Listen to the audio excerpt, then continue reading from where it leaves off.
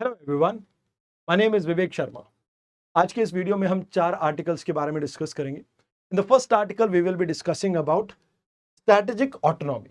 Second article में हम waste crisis के बारे में डिस्कस करेंगे। थर्ड आर्टिकल में फॉरेक्स के बारे में डिस्कस करेंगे एंड लास्ट में हम सोमनाथ के गेट्स के बारे में डिस्कस करेंगे। आइए एक एक करके इन आर्टिकल्स को समझ लेते हैं। देखिए, सबसे पहले आप स्ट्रैटेजिक ऑटोनॉमी को समझिए। देखिए, एक एग्जांपल लेते हैं इंडिया का। अब इंडिया के सामने क्या सिचुएशन चल रही है? वेस्ट एशिया में कुछ क्राइसिस चल रहे हैं, उसके अलावा ईस्टर्न यूरोप में आपके यूक्रेन और रशिया आपस में आमने सामने है, फिर इंडो पैसिफिक में भी आपको बहुत सारे क्राइसिस देखने को मिल रहे हैं।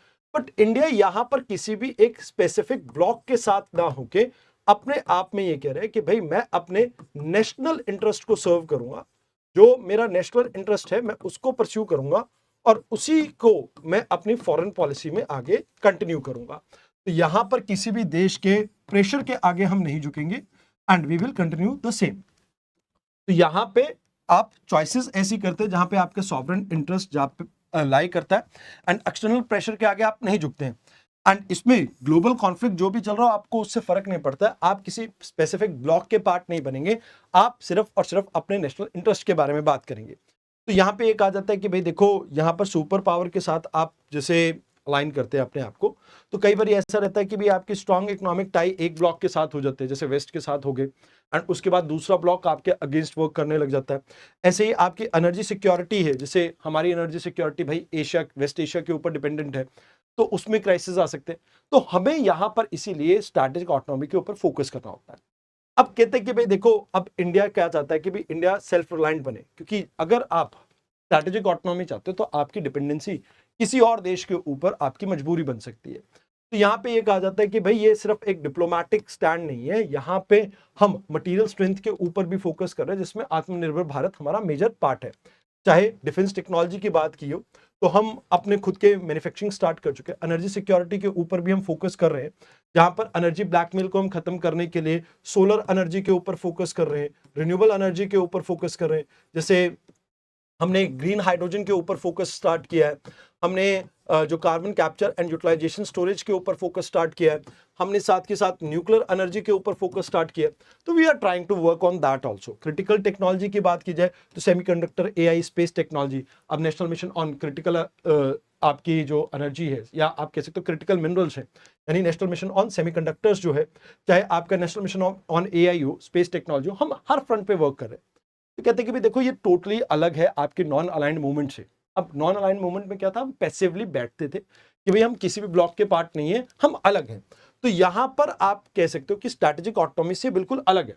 वहां पर देश दुनिया दो हिस्सों में बटे हुए थे, एक जो वेस्ट को सपोर्ट करते थे, एक जो रशिया यानी सोवियत को सपोर्ट करते थे। तो कहते हैं अब आज की डेट में ये यहां पर पॉसिबल नहीं है, क्योंकि उस समय आप आइडियोलॉजिकली और पैसिव होके रह सकते थे, बट आज की डेट में देश है मल्टीपोलर, कि आपके अलग अलग पावर सेंटर्स हैं, जैसे यूरोपियन यूनियन एक है, यूएसए एक है, रशिया एक है, चाइना एक है, इंडिया एक है। So that is a problem कि यहां पे आपको अपने इंटरेस्ट के बेसिस पे प्रैग्मेटिक होके अपनी अप्रोच को चेंज करना पड़ेगा। साइमल्टेनियसली मल्टीपल प्लेयर्स के साथ अपने इंटरेस्ट के अकॉर्डिंगली आपको इंगेज करना होगा। तो यहां पर इंटरडिपेंडेंसी ऑफ इकोनॉमी, ये एक इंपॉर्टेंट एस्पेक्ट है कि देखो, ग्लोबल सप्लाई चेन जो है वो आज भी इंटरडिपेंडेंट है, और आप किसी एक ब्लॉक का साथ देके यहाँ पे अफोर्ड नहीं कर सकते अपनी लाइक सप्लाई चेन की वर्नेबिलिटी को। तो आप यहाँ पे देखिए, सिक्योरिटी डिलेमा भी है।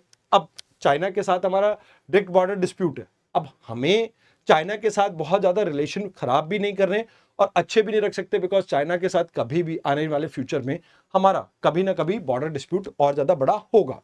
तो यहां पे पिक अ साइड प्रेशर, तो यहां पे आपको ये भी देखने को मिलता है कि भाई ज्यादातर लोग हमें अपॉर्चुनिस्टिक कह सकते हैं, और जिसकी वजह से आपके ऊपर एक मोरल प्रेशर होगा कि आप किसी की साइड तो हो।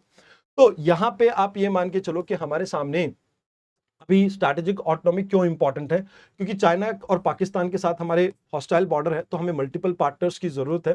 हम 80% अपने क्रूड ऑयल की जो भरपाई है वो सिर्फ और सिर्फ इंपोर्ट से पूरी करते हैं एंड हमारे को अभी उसकी डाइवर्सिफिकेशन के ऊपर फोकस करना है एंड मोर ओवर हमें टेक्नोलॉजी का एक्सेस चाहिए बहुत सारे देशों से, तो इसलिए भी डाइवर्सिफिकेशन जरूरी है। हम यहाँ पर ग्लोबल लीडरशिप के लिए परस्यू कर रहे हैं, हम खुद भी एक सॉवरेन पोल बनना चाहते हैं इस मल्टीपोलर वर्ल्ड का, जहां पे हम खुद भी सिक्योरिटी काउंसिल में सीट चाहते हैं, ग्लोबल साउथ को रिप्रेजेंट करना चाहते हैं एंड इसके लिए हम climate governance, digital trade and supply chain resilience के ऊपर फोकस कर रहे हैं। तो प्राइम मिनिस्टर ने G20 प्रेसिडेंसी के टाइम पे भी ये कहा था कि भाई इंडिया एक होप है। होप क्यों है? बिकॉज इंडिया डेमोक्रेसी है, इंडिया डाइवर्सिटी को प्रमोट करता है, यूनिटी को प्रमोट करता है, तो स्ट्रैटेजिक ऑटोनॉमी इस वजह से हमारी वीकनेस नहीं है, हमारी पावर है। तो कहते हैं कि भाई इसका सिग्निफिकेंस ये है कि आपके ऊपर जो प्रेशर है वो कम होता है। लाइक आप ये कह सकते हो कि आप रजिस्ट कर सकते हो यूएस की डिमांड को भी एंड कहीं ना कहीं आप अपने इंडिपेंडेंट डिसीजंस को खुद से ले सकते हो।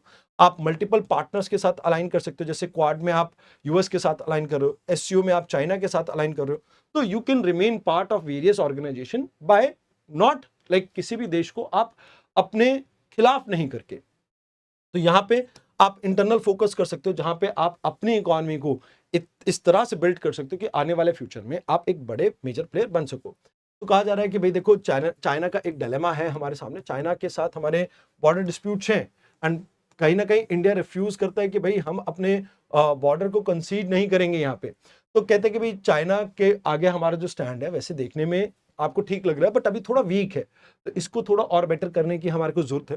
फिर फ्रेंडलेस हो गए हम, क्योंकि आप चाहे रशिया की बात करो, चाहे यूएस की बात करो, चाहे चाइना की बात करो, पहले क्या होता था कि एक फोन कॉल पे रशिया आपकी हेल्प करने आ जाता था। क्या आज की डेट में ये पॉसिबल है?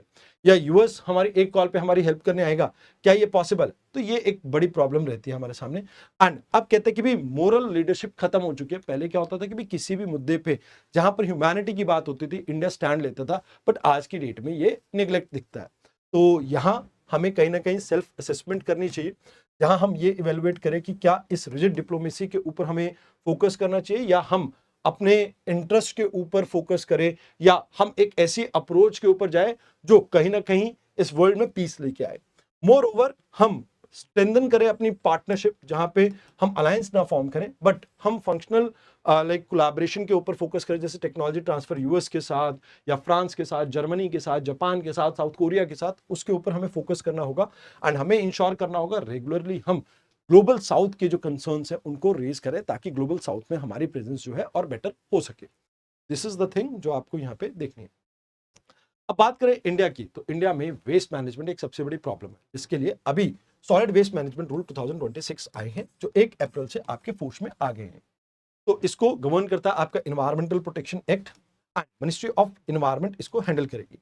तो ये पूरा मैनेजमेंट क्या है, जहां पर आप कलेक्ट करते हैं, ट्रीट करते हैं, डिस्पोज ऑफ करते हैं सॉलिड वेस्ट को, एंड इसमें वो वेस्ट आता है जो कि आपका अब किसी भी काम का नहीं है।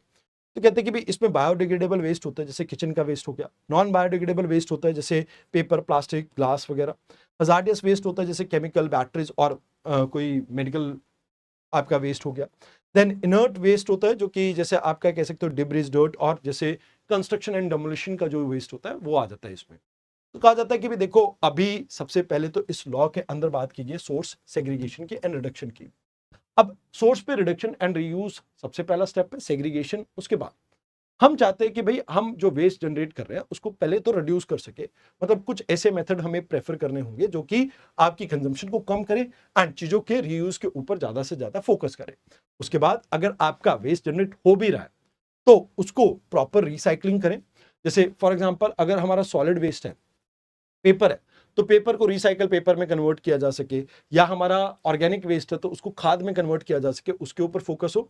एनर्जी रिकवरी, इन केस आपके पास कोई संसाधन नहीं बचता है, अब आपके पास एक ही ऑप्शन है, या तो जैसे आपका ऑर्गेनिक वेस्ट है तो उससे गोबर गैस यानी बायोगैस को आप जनरेट कर लीजिए, या आप यहाँ पे फोकस कर सकते हो जैसे आपके पास लाइक पेपर एंड बाकी तरीके का जो वेस्ट है जिसमें हाई क्लोरोफिक वैल्यू, आप उसको जला सकते हैं, को फायरिंग कर सकते हैं कोल प्लांट्स के साथ, बॉयलर्स के साथ। तो वहां पे कहीं ना कहीं आप वेस्ट टू एनर्जी आप कन्वर्ट कर पाएंगे।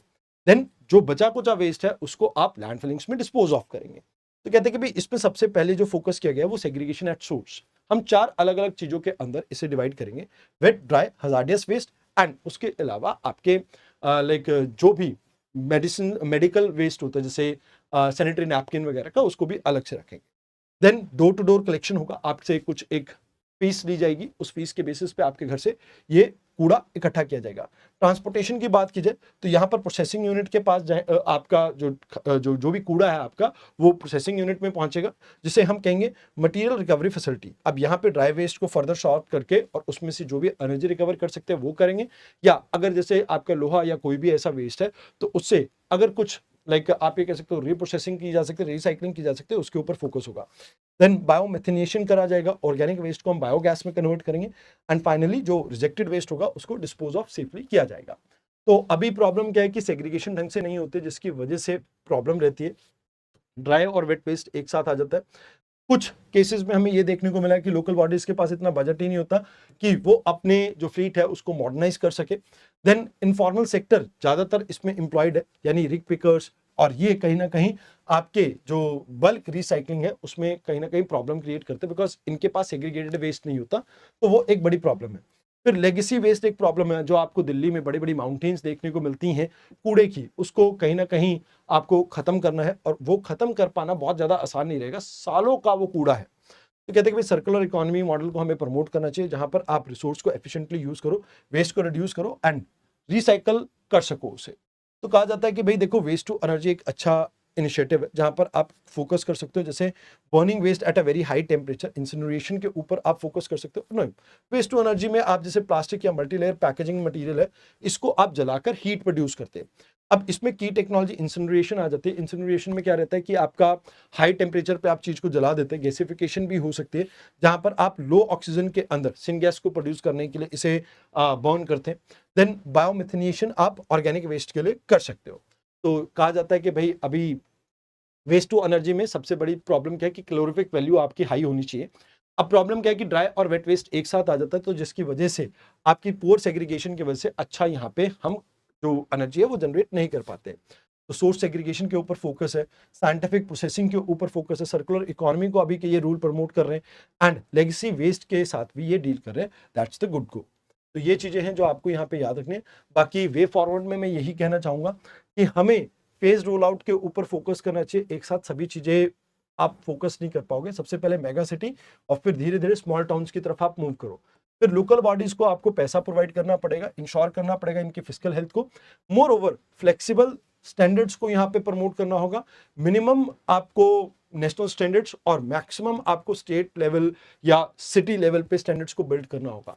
बाकी यहाँ पर अकाउंटेबिलिटी को भी इंश्योर करने के लिए ग्राम सभा या वार्ड कमेटी को आपको इन्वॉल्व करना होगा। Now let's talk about forex. आपने रिसेंटली अभी प्रधानमंत्री मोदी जी का भाषण सुना होगा। उसमें उन्होंने कहा कि भैया आप वर्क फ्रॉम होम करो, आप गोल्ड के इंपोर्ट को कम करो। तो इन सब चीजों के ऊपर बात हुई है। तो यहाँ पे फॉरेक्स रिजर्व क्या होता है, सबसे पहले आप ये समझो। फॉरेक्स एक किसी भी देश के अंदर आप क्या कर रहे हो, किसी दूसरे देश के एसेट्स को मैनेज कर रहे हो, यानी एक एक्सटर्नल एसेट जो आप अपने कंट्री के अंदर संभाल के रखे हो, ताकि आपकी जो पेमेंट्स है आप उनको टाइमली कर सको। तो यहां पे इसको कह सकते हैं कि ये एक नेशनल इमरजेंसी फंड है, जो ये इंश्योर करता है कि जो हमारी इंटरनेशनल ऑब्लिगेशन है किसी भी चीज की पेमेंट की, हम उसे फुलफिल कर सकें। जैसे आपको पता होगा, हम पेट्रोल यानी क्रूड ऑयल को इंपोर्ट करते हैं।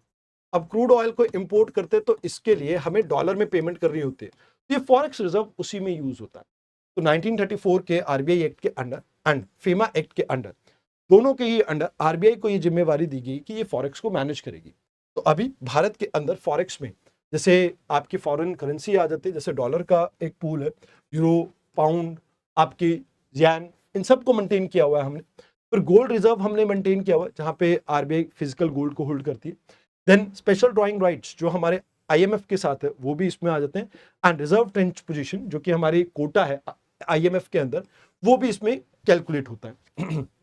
तो कहा जाता है कि भाई देखो, अभी रिसेंट टाइम में जैसा आपने देखा कि इंडियन रुपी जो है, इंडियन रुपी डॉलर के सामने बहुत तेजी से नीचे गिरा।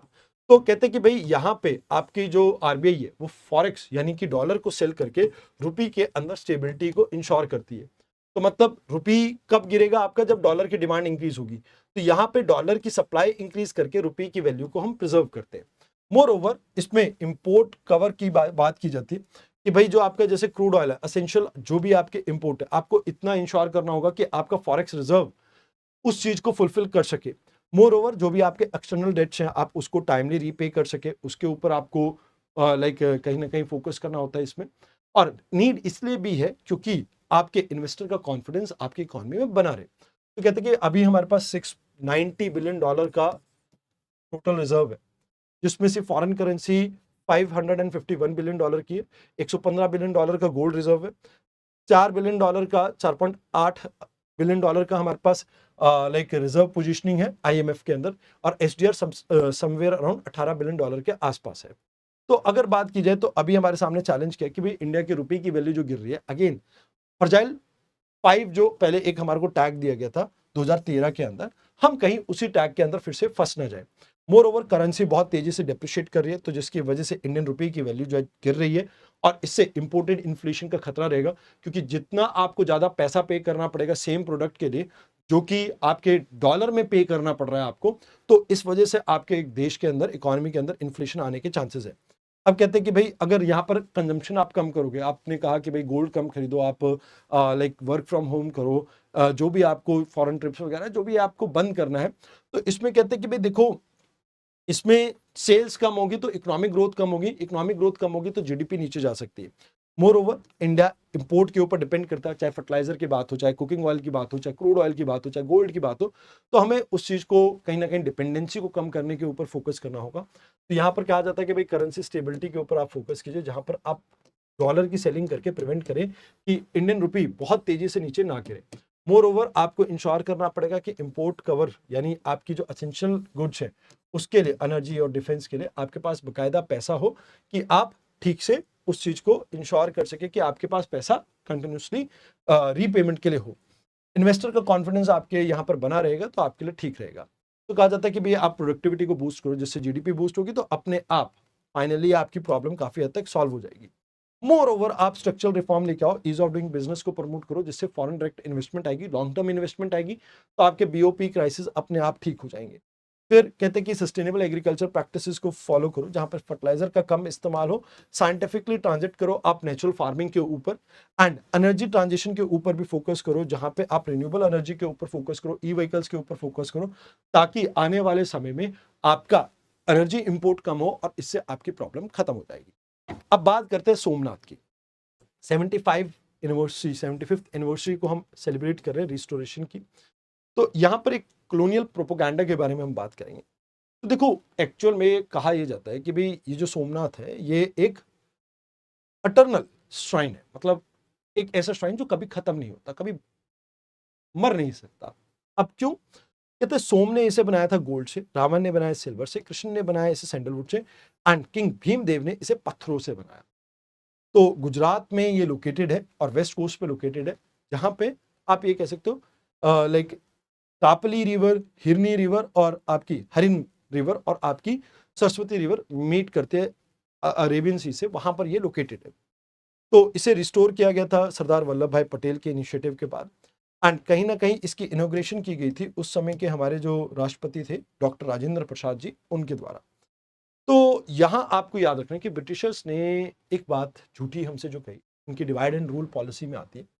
तो इन्होंने फॉल्स क्लेम किया, जो गवर्नर जनरल थे लॉर्ड एलन ब्रोक, इन्होंने कहा कि भाई जो महमूद ऑफ गजनी है इसकी टूम से हमने वो गेट रिकवर किया है जो एक्चुअल में यहां पे सोमनाथ में लगा हुआ था। तो ऐसा इन्होंने कहा कि भाई 1026 में जो ये उठा के लेके गए थे सोमनाथ का दरवाजा, हमने वो वापस ले लिया है। रियलिटी चेक की तो ये पता लगा वो गजनवी डिजाइन था जो कि इंडिया का नहीं था, एंड इस गेट को बनाया गया था देवार से यानी पाइन से, ये कहीं भी किसी भी तरीके से सैंडलवुड नहीं था। देन यहां पे Prince and chief of India को ये कहते हुए देखा गया, मतलब ब्रिटिशर्स ने ये कहा कि हमने आपका बदला ले लिया, 800 साल तक जो आपके ऊपर अतिक्रमण हुआ हमने उसका बदला ले लिया। तो यहां पे इनका ये मकसद था कि ये हिंदू सपोर्ट ले सके, और ब्रिटिश हाउस ऑफ कॉमन में इस चीज को बहुत ज्यादा क्रिटिसाइज भी किया गया था कि भाई इसमें ये गलत है और कहीं ना कहीं ये बैकफायर कर सकता है। मोर ओवर अगर बात की जाए पोस्ट इंडिपेंडेंस, तो डिप्लोमेटिक स्टांस हमारा क्या था, प्राइम मिनिस्टर जवाहरलाल नेहरू जी ने ये बात कही थी कि भाई ये बात बिल्कुल गलत है, ठीक है ना। लाइक जो पाकिस्तान का क्लेम था इस पे कि भाई गेट अफगानिस्तान से आए हैं, तो वो चीज बिल्कुल गलत थी। कहते कि भाई नहीं, ऐसा कुछ भी नहीं है। तो यहाँ पे आपको इसके रिगार्डिंग ये प्रीलिम्स का क्वेश्चन देखना है। आज के डिस्कशन में इतना ही था, धन्यवाद।